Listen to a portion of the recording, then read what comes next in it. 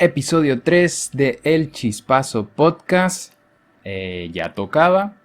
Nos tardamos un poco porque estamos viendo qué tema abarcar. Incluso teníamos un tema ya listo, pero todavía no se han concretado algunas noticias y pues decidimos abarcar lo que es que ya van a iniciar esta semana las que se denominan y van a ser ya históricas Olimpiadas de la Pandemia. Así es, por acá el Santana Luis de @elchispazoweb. Vamos a comentar un poco todo lo que se ha movido en los últimos, año y medio principalmente, pero también contando un poco qué es lo que comprende estas Olimpiadas de Tokio 2020. Oficialmente se van a disputar en 2021. Y pues lo interesante acá, que me gustó el tema, es que hay muchos números en juego. Cuando hablo de números en juego, hablo de money. Sí, que eso es lo más importante de estas Olimpiadas. Porque ha ocurrido de todo para que ver si se efectúan o no. Y pues vamos a detallar un poco y comentar esos datos interesantes y qué esperar para estas Olimpiadas. Pero bueno, iniciemos hablando un poco de cómo Tokio llegó a ser elegida como sede de los Juegos Olímpicos. Esto ocurrió en 2013 en Buenos Aires, en una elección donde compitió con las candidaturas de Madrid y también de Estambul. Al final fue elegida Tokio por su mejor infraestructura, mayor poder económico, como bien sabemos, la ciudad de Japón, una de las grandes potencias mundiales, y pues consiguió ser elegida. Esta va a ser su segunda ocasión en que organizan los Juegos Olímpicos. Ya lo hizo en 1964 y pues entonces Tokio lo consigue en esta vez. Entre los datos interesantes, un poco en primero a nivel deportivo, quisiera destacar que hay 4 nuevos deportes que van a regresar al programa olímpico. Los más importantes son el béisbol y el softball, que se habían excluido desde la edición de los Juegos Olímpicos de Beijing 2008. Se van a disputar esta vez. Venezuela no pudo clasificar. También tendremos el karate, que el dato importante es que solo va a ser olímpico por primera y única vez en esta edición. Sabemos que el karate es un deporte importante en la nación nipona y solo se va a disputar en esta edición porque los próximos juegos, que van a ser en París en 2024, ya no se va a efectuar el karate. Interesante. Otro de los deportes nuevos que tendremos será el surf, el skate y la escalada, que estos se van a componer entre unos 15 nuevos eventos. También tendremos el baloncesto 3x3, que es interesante, es una modalidad de baloncesto donde se juegan en una sola canasta con equipos de 3 jugadores. Es bastante dinámico, muy rápido. También tendremos el BMX en estilo libre y varios deportes que agregarán relevos y otras competiciones para equipos mixtos, como el atletismo, el triatlón, el tiro con arco o el tenis de mesa. Interesante que agreguen estos juegos. El béisbol, por supuesto, es también popular en Japón. Su liga es una de las más importantes, yo diría que la segunda después de las grandes ligas de la MLB. Entonces, por supuesto que también pujaron para que se efectuara el béisbol en estos Juegos Olímpicos. El softball lo van a jugar también en la parte femenina, entonces está interesante esa parte. Otro dato interesante de los deportes es que aunque los Juegos Olímpicos arrancan este viernes 23 de julio, ya el 21 comienzan los torneos, por ejemplo, de fútbol, ya que sabemos que un calendario para un torneo necesita un poco más de tiempo y va a arrancar antes de lo que es la inauguración oficial de los Juegos. Hablando un poco de lo que es la organización, y es que tendremos 42 sedes, más de la mitad de ellas, es decir, 24, ya estaban construidas y algunas son heredadas de los Juegos Olímpicos de Tokio en 1964. 10 tendrán carácter temporal y 8 serán permanentes.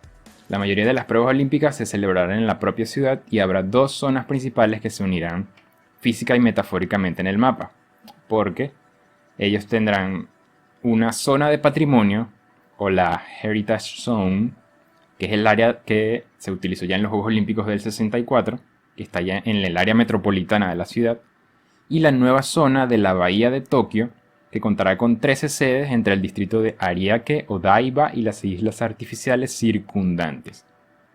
Eso quiere decir que si tú ves el mapa, tienes como una forma de infinito. Y justo en el medio de esas dos áreas va a estar la Villa Olímpica. Entonces todo céntrico a lo que es vital e importante para lo que corresponde a la pandemia y la bioseguridad, que en estos juegos va a ser lo más excepcional de la historia. Una de las consecuencias de esto es que van a ser a puertas cerradas. No va a haber ni público nacional, ¿sí? Todo va a ser...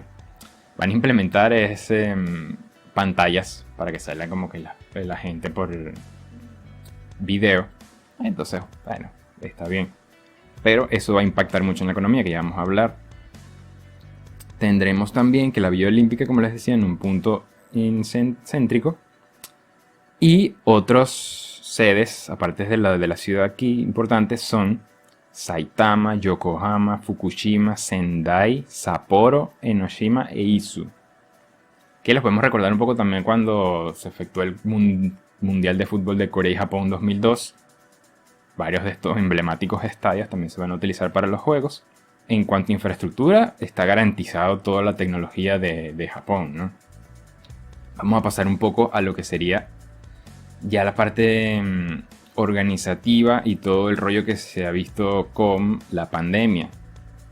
Hay que, por supuesto, tenemos claro que estos juegos se iban a efectuar hace un año, en 2020, se tuvieron que postergar por la pandemia.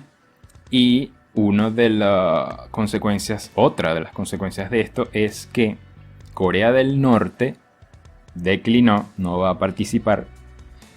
El otro país que no va a, digamos, a aparecer es Rusia, pero eso tiene que ver ya con las sanciones que ellos tienen por todo el tema, la controversia que tienen están acusados de dopaje en sus atletas. Esto se viene investigando desde 2012, 2013. Ya en 2015 se les sancionó, incluso casi que no participan en los Juegos Olímpicos de Río. Pero hubo una pequeña tregua, una amnistía y al final sí participaron. Pero ya para esta edición, lo que es Rusia, o sea, no se va a ver la bandera ni va a aparecer Rusia como federación participante. Pero sí, los atletas rusos que presenten sus pruebas y estén limpios van a poder participar mediante la bandera neutral, es decir, como atletas sin país, sin nación, van a participar. Y esto es interesante porque igual parece que serán como unos 300 atletas rusos, pero no van a representar a Rusia. Entonces quiere decir que oficialmente Rusia no va a ganar medallas en estos juegos.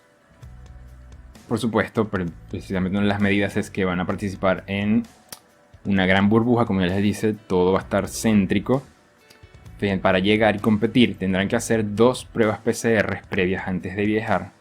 Una 96 horas antes y otra 48 horas. Y otra a su llegada al aeropuerto de Tokio.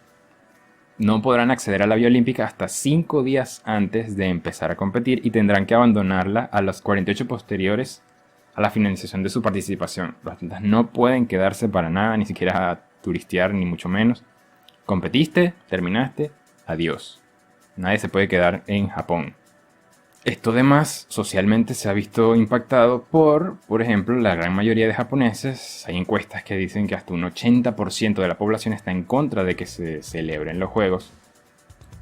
Por supuesto, por todo lo que ha acarreado la pandemia, incluso se han visto repuntes y por eso hace un mes decían, sí, aficionados locales, unas 10.000 personas por estadio, pero ya no, nada, a puertas cerradas.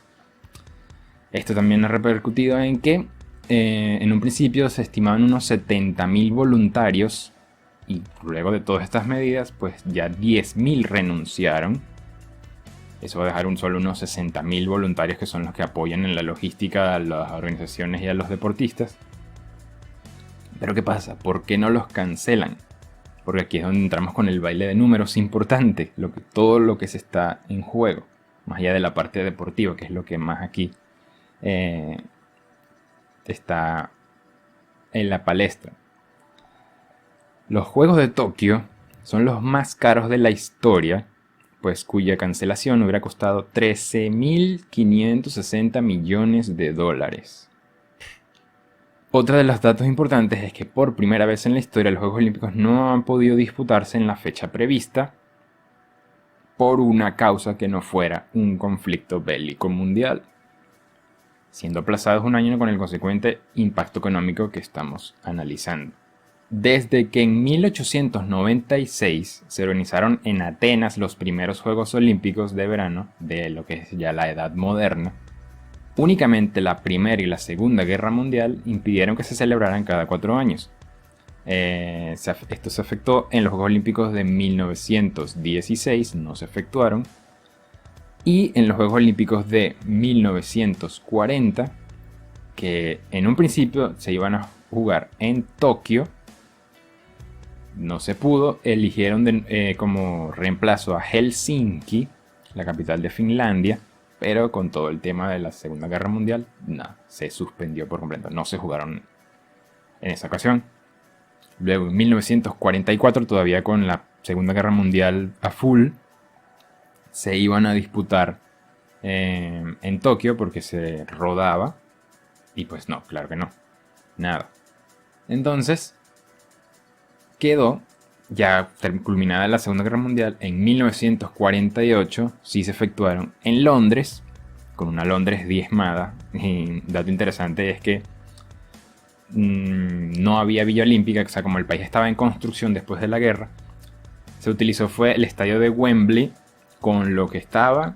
No había Villa Olímpica, sino que utilizaron algunas edificaciones que estaban por ahí, e incluso hasta edificios militares durante la guerra se acoplaron, se adecuaron para que atletas estuvieran allí. Interesante, ¿no? Pero igual se llevaron a cabo. Helsinki, que iba a estar en 1940, después sí los organizó en 1952, y lo de Tokio quedó para 1964, que es la edición que ya sabemos que sí organizó. Mucho después, ya vemos. Ya lo que es los números, Tokio gastará o está gastando, esto es un estimado, nunca se sabe exactamente, unos 15.840 millones de dólares el costo total de los juegos, superando a lo de Londres 2012, que hasta esa fecha habían sido los más caros con 14.950 millones. Incluso se duplicaron los costes. Cuando fue elegida, como les decía, en 2013, ellos estimaban que no, que los juegos iban a costar unos 7.300 millones de dólares. Ya sabemos temas de inflación y todo lo que está ocurriendo a escala mundial, pues se ha duplicado el costo de los juegos. El otro que está aquí crucial en juego, son que hay más de 3.000 millones de dólares en patrocinios que se han tambaleado por la pandemia. Ya sabemos que hay grandes empresas tipo Coca-Cola, Bridgestone, Panasonic, grandes marcas, Samsung, que esos ya son patrocinantes premium, que son globales. Pero estos 3.000 millones de dólares vendrán porque no se cancelaron, todos dijeron que sí, continúan, de patrocinio nacional. ¿Sí? Esto lo declaró el jefe de la Comisión de Coordinación del Comité Olímpico para Tokio, John Coates. Han generado ingresos récord por los patrocinios nacionales, triplicando los de cualquier otro evento anterior del Comité Olímpico Internacional. Tokio contará con 68 patrocinadores locales, 20 más que en Río 2016. Entonces, ¿qué pasa? En un principio sí, parece que algunos pensaron, no, sí me voy, ¿no? Pero todos se van a quedar, van a seguir patrocinando. Eso es importante porque al no haber público, la venta de entradas merma los ingresos y pues lo tienen que compensar un poco con los que son los patrocinantes. Lo que, digamos, la parte positiva es que estos van a ser, digamos, los juegos más mediáticos de la historia, ya que todo el mundo los va a ver, ya sea por internet, por televisión. Entonces, digamos que los ingresos se van a distribuir a lo que es ya la parte de las multiplataformas, los medios de comunicación. Así que eso es, por ahí también van a ser los juegos más tecnológicos de la historia. De verdad que Tokio serán pioneros en muchos aspectos, pero no quizás de la parte más positiva que se quisiera. Pero bueno, es lo que hay que adecuarse a los tiempos actuales. Y veamos qué deparan estos juegos. Va a ser muy interesante, digamos, a nivel deportivo, lo que es las pruebas de atletismo.